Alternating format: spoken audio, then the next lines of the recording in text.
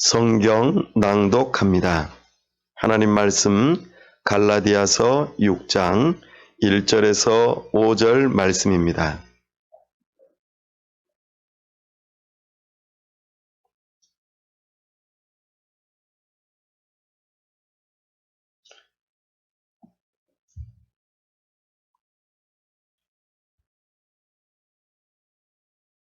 하나님 말씀입니다. 갈라디아서 6장 1절에서 5절 말씀 한 절씩 교독합니다. 형제들아, 사람이 만일 무슨 범죄한 일이 드러나거든 신령한 너희는 온유한 심령으로 그러한 자를 바로잡고 너 자신을 살펴보아 너도 시험을 받을까 두려워하라. 너희가 짐을 서로 지라. 그리하여 그리스도의 법을 성취하라. 만일 누가 아무것도 되지 못하고 된 줄로 생각하면 스스로 속임이라. 왜냐하면 자랑할 것이 자기에게는 있어도 남에게는 있지 아니하리니. 각각 자기의 짐을 질 것이라.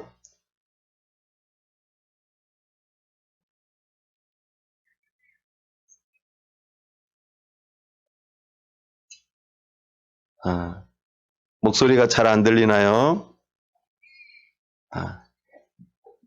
그렇군요. 지금 잘 들리나요? 네. 그래요. 갈라디아서 6장 1절에서 5절 말씀을 낭독했습니다. 네. 함께 기도하겠습니다. 하나님 아버지, 은혜와 사랑을 감사합니다. 복되고 거룩한 주일 하나님 앞에 나와 예배하도록 은혜 주심을 감사합니다. 지금은 코로나19라는 특별한 상황 하에서 우리가 함께 예배당에 모이지 못하고 있습니다. 불쌍히 여겨 주옵소서. 긍휼을 베풀어 주옵소서. 우리가 다시 함께 만나 예배할 수 있는 은혜를 허락하여 주옵소서. 특별히 이 시간 하나님의 말씀 듣기를 사모합니다. 성령 하나님, 우리의 지각을 열어 주옵소서. 긍휼을 베푸셔서 하나님을 아는 심령이 되어 우리의 마음이 뜨거워지게 하여 주옵소서. 하나님을 사랑하는 마음으로 우리의 의지를 들여 하나님의 뜻 앞에 기쁘고 겸손한 마음으로 순종할 수 있도록 이 시간 결단하는 시간 되게 하여 주옵소서. 하나님 아버지, 우리 장락교회 하나님께서 붙들어 주시고 오늘에까지 이르게 하심을 감사합니다. 하나님께서 허락하셔서 성전 건축이 진행되게 하심을 감사합니다. 이제 군청에서 건축 허가를 받고 또 이제 시공을 준비하는 그 모든 과정으로 이끌어 주심을 감사합니다.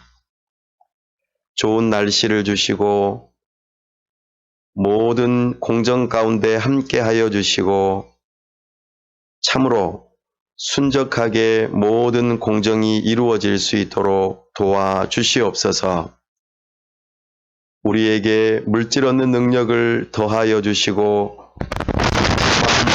하나님 앞에 모든 것들을 드릴 때에 우리 하나님께서 기뻐 받으시고 모든 공사에 이루어지도록 은혜 베풀어 주시옵소서. 이 어려운 일들을 통하여서 하나님의 살아계심을 경험할 수 있도록 은혜를 더하여 주옵소서. 하나님 아버지, 사랑하시는 우리 협력하는 선교사님들 붙들어 주시고 저들의 가정을 지켜 보호하여 주옵소서.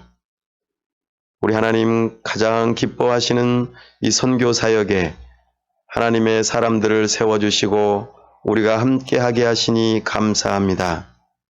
하나님의 나라가 우리를 통하여 이루어지는 역사가 있도록 도와주시옵소서. 하나님 아버지, 이 나라와 민족을 불쌍히 여기시며 위정자들을 붙들어 주시고 하나님을 경외하는 마음으로 법을 세우고 집행하도록 도와주옵소서. 하나님께서 이 시간 영광 가운데 임재하여 주옵소서. 언제 어디서나 우리와 함께 하시겠다 약속하셨사오니 각각의 처소에서 예배하는 모든 심령들에게 찾아가 주시옵소서. 우리 주 예수 그리스도 이름으로 기도하옵나이다. 아멘.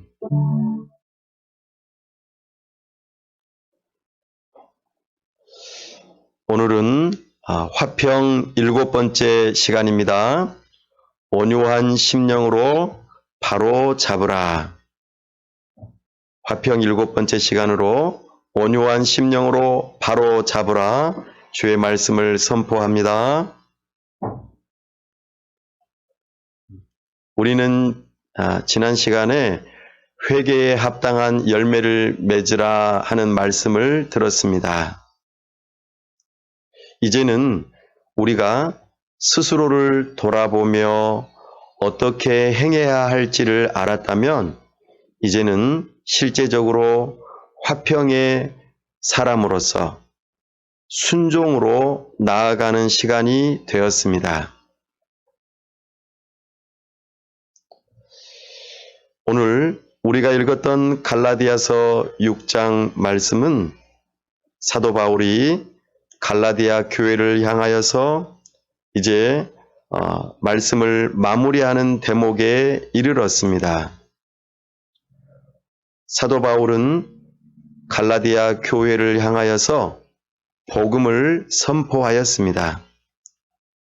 복음은 참으로 우리 주 예수 그리스도께서 하나님과 우리 사람 사이에 관계를 회복시키시는 일임을 선포하였습니다. 뿐만 아니라 사람과 사람 사이의 관계도 회복하게 하는 것이 복음이라 하였습니다. 그래서 우리는 사도 바울의 마지막 대목을 읽으면서 우리 자신이 어떠한 삶을 살아야 할 것인가, 이 부분을 도전받기를 원합니다.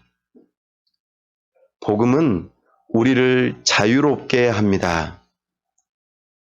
복음은 우리 하나님 앞에서 참된 기쁨과 평안, 화평한 관계들을 이루어 갑니다. 갈라디아 교회는 거짓 선생들로 인하여 속았습니다. 그래서 자기 자신이 무언가를 잘 해야만 하나님께 인정받고 또 하나님께 구원받는다고 생각하였습니다. 그러나 사람이 구원받고 자유롭게 되고 하나님께 인정받는 길은 오직 예수 그리스도뿐임을 알려주었습니다. 그러니 우리는 예수 그리스도의 복음을 믿는 자로서 이제 어떻게 살아야 할 것인가? 그래서 사도 바울은 이제 오늘 우리에게 이렇게 말합니다. 갈라디아서 6장 1절 말씀을 함께 낭독합니다. 시작. 형제들아, 사람이 만일 무슨 범죄한 일이 드러나거든 신령한 너희는 온유한 심령으로 그러한 자를 바로잡고 너 자신을 살펴보아 너도 시험을 받을까 두려워하라. 아멘. 지난 시간에는 회개에 합당한 열매를 맺으라고 촉구하면서 개인적으로 하나님 앞에서 회개할 것이 무엇인지 살피고 그 부분을 살핀 다음에 다른 사람과의 관계 회복을 위해서 자기 자신이 해야 할 일을 다루었다면 오늘은 본인이 직접적으로 내가 문제를 일으킨 사람이 아니고 오히려 갈등 관계에 상대자로서 있을 때에 우리는 어떻게 해야 할 것인가를 다루고자 함입니다. 우리가 갈등이 일어날 때에 반응을 하는 여러 가지 방법들에 대해서 배웠습니다. 우리는 특히 한국 사람들은 갈등이 일어나면 회피하는 것을 잘 합니다. 그냥 스스로 눈 감아버리고 그 문제로부터 도망가는 일이 많이 있습니다. 아니면 반대로 갈등에 대하여 다투고 폭력을 행사하고 아주 심각한 갈등으로 반응하는 경우도 있습니다. 그러나 우리는 예수 그리스도의 복음 안에서 그 갈등을 어떻게 해결해야 하는가? 우리는 화평으로 부름을 받은 사람들입니다. 그래서 우리는 갈등에 대하여 반응할 때 중요한 몇 가지 반응 중에서 오늘 두 가지 부분, 간과할 때와 관계 회복, 이 두 가지 부분을 놓고 좀 더 살펴보려고 합니다. 간과한다는 것은 그렇게 죄가 그렇게 크게 도드라지지 아니하고 가볍게 넘길 수 있는 것들은 넘기라고 하는 부분입니다. 이 부분은 내가 상대방을 용서하고 그 문제를 더 이상 문제 삼지 않겠다. 그래서 훗날에 이 문제를 꼭꼭 간직하고 있다가 어느 순간에 터뜨리려고 하는 것과는 매우 다른 모습입니다. 이미 그 문제로부터 자유하고 그리고 용서하고 용납하고자 하는 마음이 들 때에 우리는 갈등에 대해서 간과할 수 있습니다. 그러나 우리가 관계 회복을 필요로 하는 때가 있을 때 바로 이때에는 온유한 심령으로 바로 잡아야 합니다. 그냥 넘어가서는 안 되겠다고 여기는 때이지요. 그때가 언제인지 오늘 말씀에서 가르쳐 주십니다. 1절 말씀에 범죄한 일이 드러나거든. 바로 이것입니다. 범죄한 일이 드러나거든 우리는 이것을 그냥 간과해서는 안 됩니다. 반드시 관계 회복을 위해서 온유한 심령으로 바로 잡는 일을 하셔야만 합니다. 이것이 하나님의 뜻입니다. 범죄한 일이 드러나거든 이라고 할 때 범죄한 일이라고 하는 부분을 오늘 사도 바울은 갈라디아서 5장 16절에서 21절 말씀 사이에서 범죄라고 하는 것이 어떤 내용들인지 구체적으로 알려주었습니다. 여기서 보면은 성령을 따르지 않고 육체의 욕심을 따르며 그리고 육체의 일은 음행과 더러운 것과 호색과 우상 숭배와 주술과 원수 맺는 것과 분쟁과 시기와 분냄과 당 짓는 것과 분열함과 이단과 투기와 술 취함과 방탕함과 또 그와 같은 것들이라. 이런 것들이 우리 사랑하는 형제들에게서 드러나서 갈등이 촉발되었을 때에는 우리는 관계 회복을 위하여 반드시 온유한 심령으로 바로 잡아야 합니다. 이런 항목들을 살펴보면서 우리는 스스로에게 다음과 같이 질문하셔야 합니다. 이 범죄한 일이 드러났는데 하나님의 영광을 가리는 일인가? 그렇다고 여기면 이것은 간과해서는 안 됩니다. 또 당신과 상대방의 관계를 손상시켰을 때 과연 그러한가? 이것을 살펴보고 관계를 손상시켰다면 간과해서는 안 됩니다. 또 다른 사람들에게 해를 입히는가 물어보았을 때 그러하다면 간과해서는 안 될 것입니다.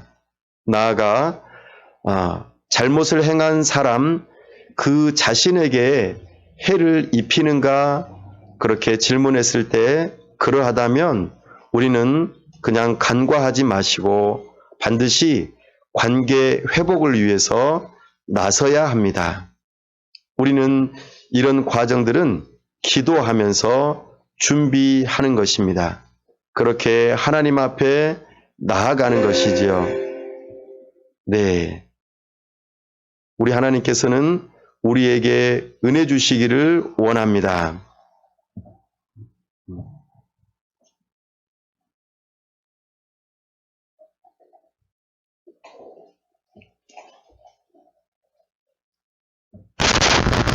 사랑하는 여러분, 우리는 이 질문들을 던져보면서 간과할 것인가, 관계를 회복할 것인가를 질문하고 하나님 앞에 기도하는 것입니다.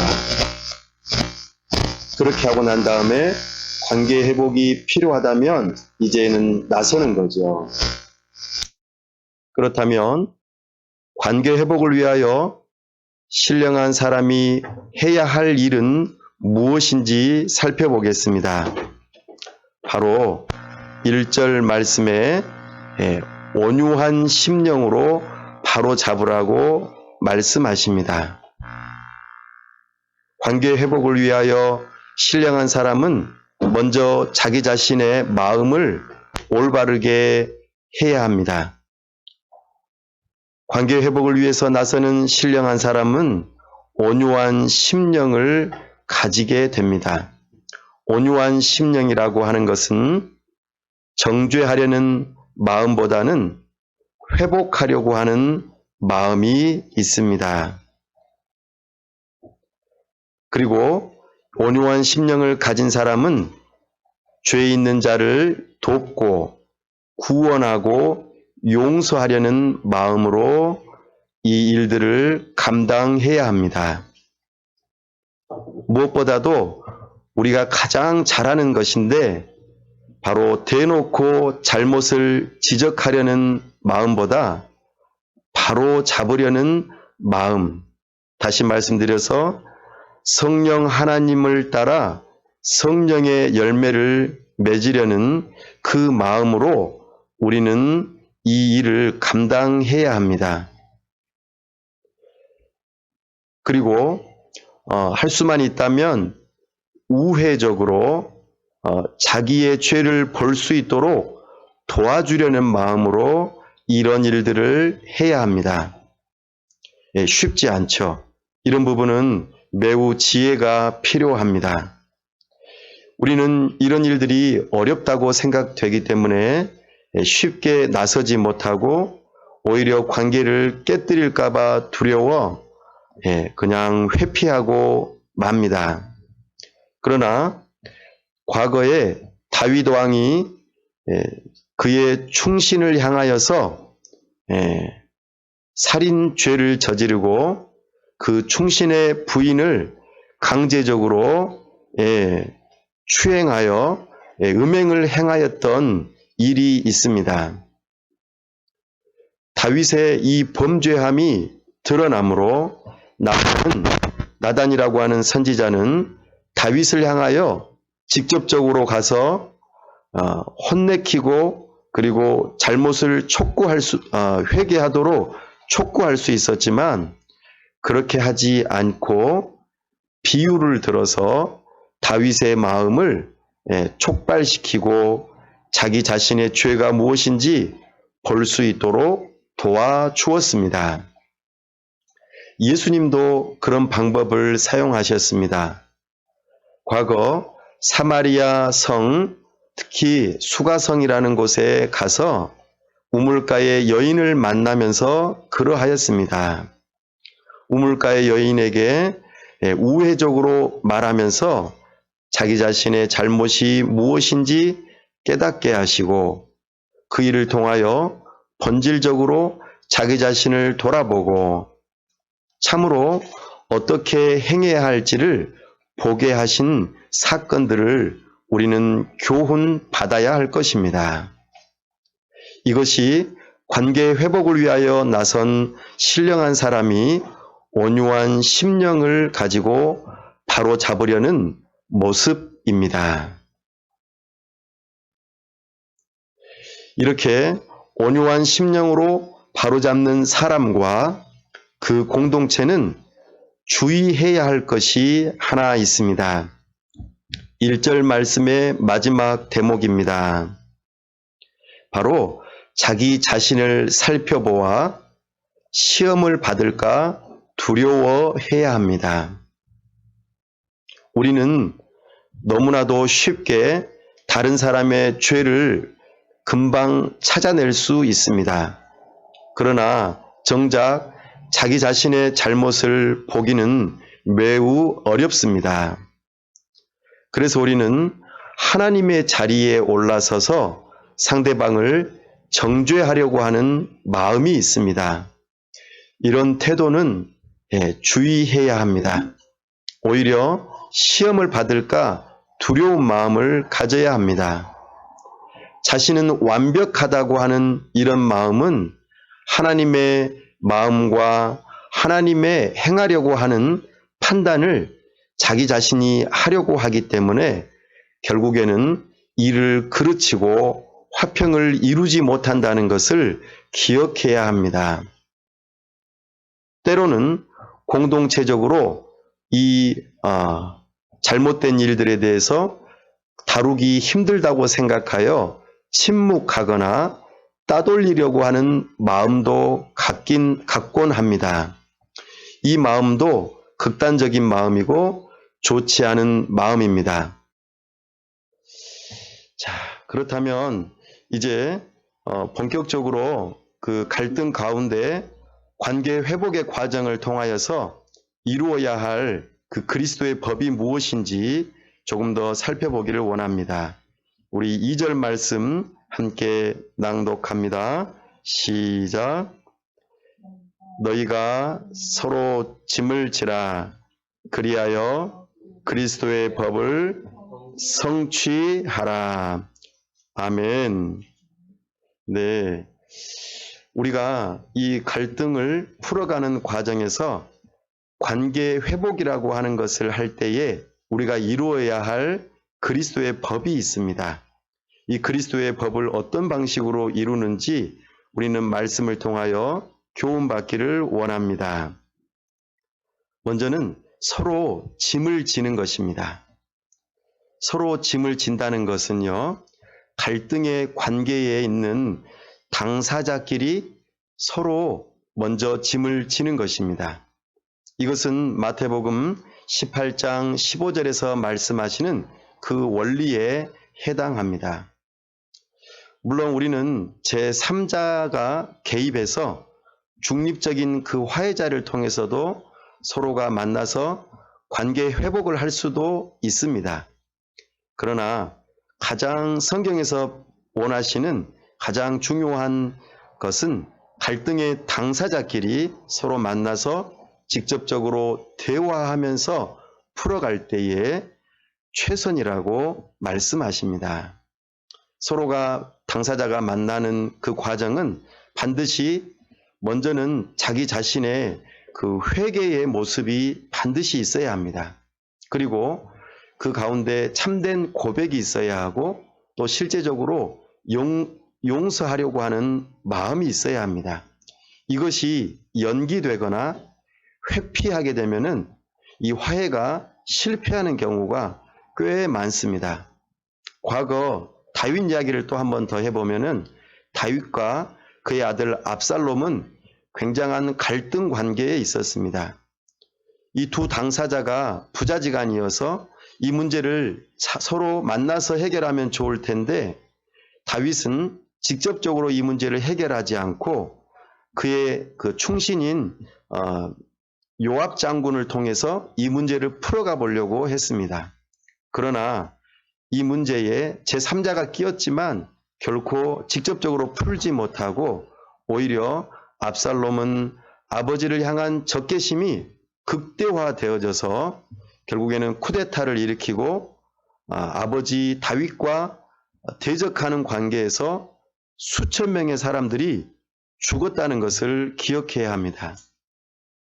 다윗과 압살롬이 부자지간의 관계에서 충분히 대화를 통해서 풀 수 있는 문제였는데 그것을 연기하고 회피하는 바람에 그 문제가 그렇게 발생하고 말았습니다. 또한 야곱의 문제도 우리는 살펴볼 수 있습니다. 야곱의 딸이 하나 있었죠. 디나라고 하는 딸이었습니다. 디나가 세상이 너무나 보기 좋아서 거기에 달려 나아갔다가 결국에는 강간을 당하는 일이 발생하였습니다. 이 문제를 제대로 해결하고 풀어가야 하는데 야곱은 당시에 그 아들들이 함께 있지 않았기 때문에 가만히 숨겨두고 있다가 아들들이 오자 이것을 문제를 개입하도록 하게 하였고 아들들은 분노하면서 이 문제를 풀어갈 때에 한 성을 쑥대밭으로 만들고 죽이는 사건들이 발생하였습니다. 우리는 이런 모습들을 바라보면서 참된 회개, 참된 고백과 용서하는 이 일을 연기하거나 회피하지 않고 가능하면 당사자가 직접 만나서 해결하기 위해서 애쓰는 것이 중요합니다. 그러나 그렇지 말아야 할 그런 사건들도 있습니다. 예를 들면 성폭력이나 아동학대와 같은 이런 심각한 범죄들은 3자가 반드시 개입을 해야 합니다. 그렇지 않으면 당사자끼리 이 문제들은 풀어갈 수가 없습니다.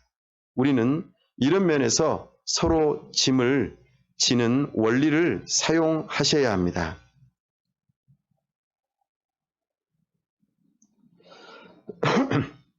나아가 서로 짐을 질 때에 서로 당사자끼리 만나는 경우가 발생했을 때 그리고 그렇게 하려고 했을 때에는 그 사람하고만 상대하시기 바랍니다.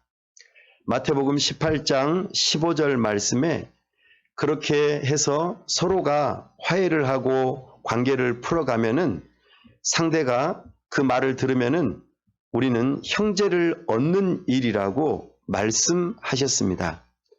그러므로 우리는 이 일을 통하여서 하나님과의 화평을 누리고 믿음의 형제와의 화평을 누리고 세상 사람들과의 화평을 누리는 일에 있어서 그리스도께서 죽으셨다는 그 믿음을 가지고 형제와 서로 짐을 함께 지면서 갈등을 관계 회복의 관점으로 풀어가려고 애쓰셔야 합니다.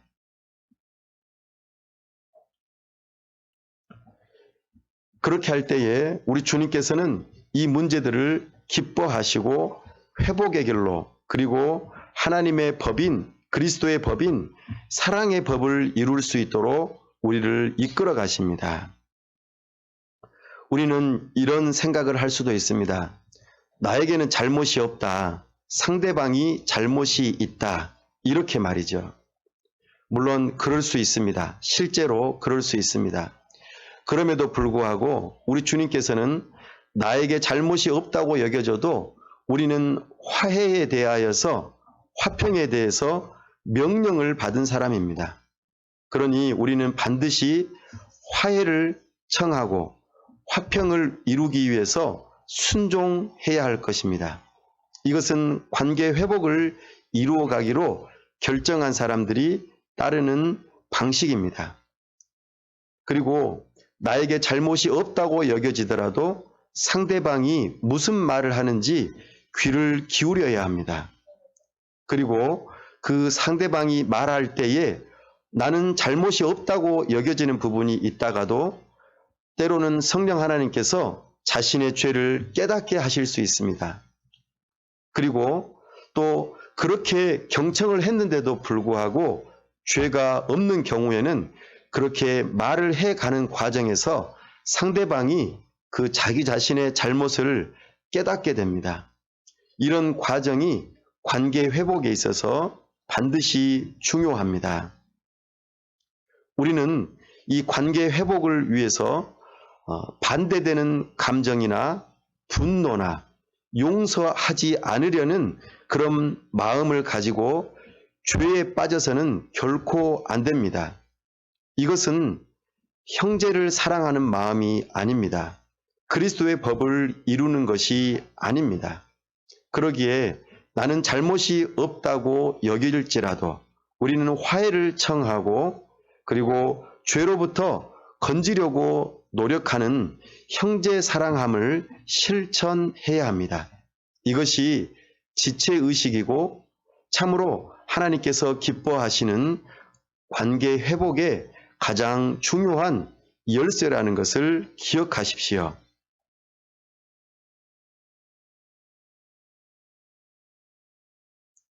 이제 우리는 하나님의 말씀에 대하여 도전을 받습니다. 우리는 어떻게 행해야 할까요? 지난주에 우리가 들었던 것처럼 내 스스로를 말씀을 통하여 돌아보면서 회개에 합당한 열매를 맺는 것이 가장 중요합니다.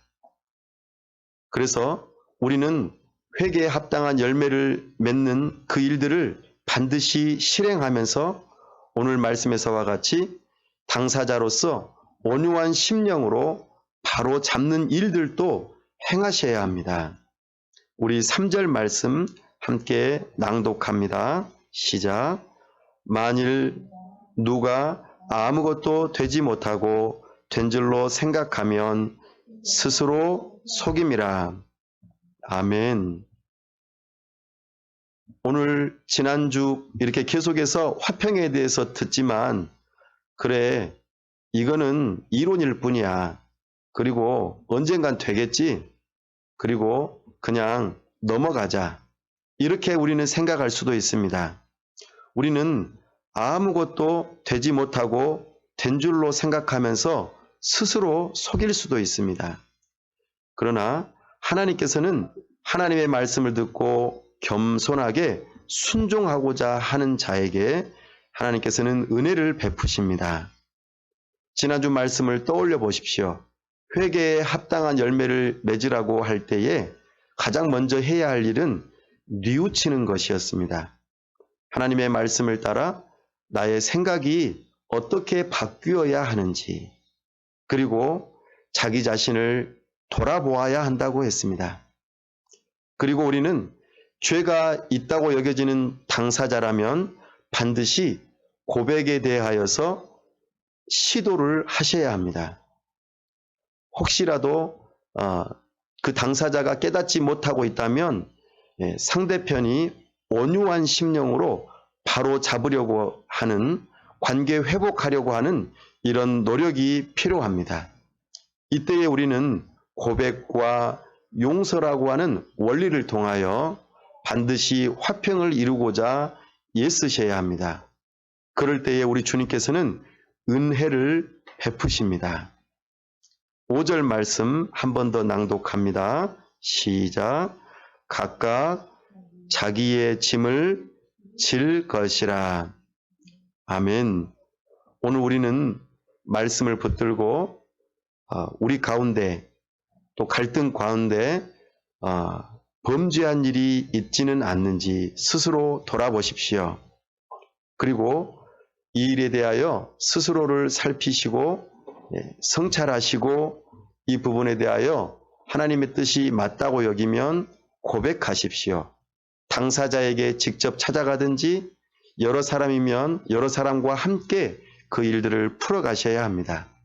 그리고 그것에 대해서 죄가 없거나 또는 스스로 알지 못하더라도 온유한 심령으로 바로잡기를 원하는 사람들은 반드시 지적하려고 하거나 판단하려고 하거나 정죄하려고 하는 그런 마음이 아니라 온유한 심령을 가지고 스스로를 돌아볼 수 있도록 찾아가서 함께 이 문제에 대해서 의논하고 그리고 죄 용서 고백하고 죄 용서하는 이런 과정들을 반드시 행하셔야 합니다.